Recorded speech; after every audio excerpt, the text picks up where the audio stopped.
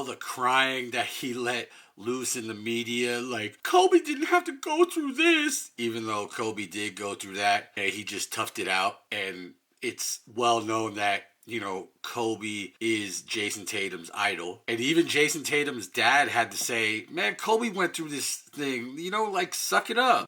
So that was one thing that I was just like, I know it's a devastating injury, and I do have knowledge on this. I've had my own Achilles injury, and it wasn't the severity of Jayson Tatum, but even me stretching my Achilles, I felt like I had no leg beyond my kneecap. So I can get how he was feeling and just the unknown. And this year, he's really been pushing it back, trying to push forward and get through his injury rehab.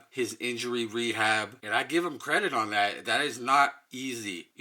Honestly, we've had football injuries where people have felt that loneliness of being alone during rehab, and they've honestly taken their lives and have suffered depression, and it's a crazy place to be, and I'm glad that he got out of that. But what I really feel is that Jaylen Brown really showed that he could handle this team on his own. And I've always been more of a Jaylen Brown supporter, because during the tough moments, I feel like Jayson Tatum shies away, but Jaylen Brown is the one that does, the dirt work, gets his elbows dirty. And that's just an example why during their championship run, he got the Larry Bird Award, the Eastern Conference Finals MVP, and he got the NBA Finals MVP. So I'm just saying, like, there's proof in what I'm saying in that. So my opinion is, I feel like Jayson Tatum's seen this, like, oh man, my team is kind of slipping away from me. Jaylen was the question mark if he can handle this type of leadership, and he is handling it, because no one thought Boston was even going to be close to even sniffing the playoffs, maybe getting in a 7th or 8th seed, but without Tatum, they just didn't know the direction of the team. And I feel like Jayson Tatum's seen that. He rushed his rehab, and he ended up coming back, and while everybody looked at it like a great positive, oh man, Boston's taking the E,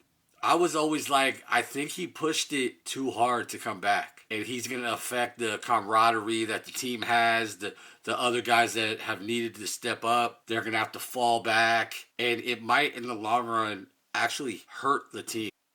And look where we're at now. You're the 2nd seed in the East playing the 7th seed, the Sixers, and they're pushing you to a Game 7. I mean, first of all, I feel like the NBA should go back to the 5-game first round format, but that's another thing. But the first series, you're getting pushed to 7 games already? And